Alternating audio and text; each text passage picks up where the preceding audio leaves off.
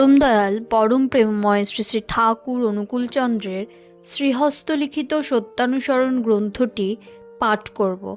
আজকের বাণীটিতে ঠাকুর বলেছেন, হেগে মরার চেয়ে হেঁটে মরা ভালো।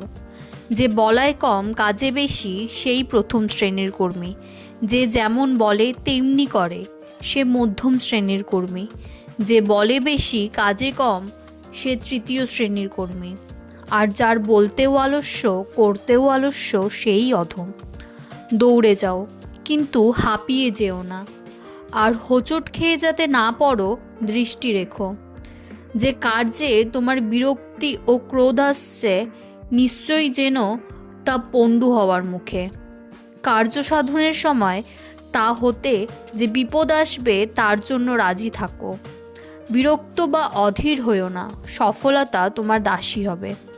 চেষ্টা করো, দুঃখ করো, কাতর হইও না, সফলতা আসবেই। কার্যকুশলের চিহ্ন দুঃখের প্রলাপ নহে।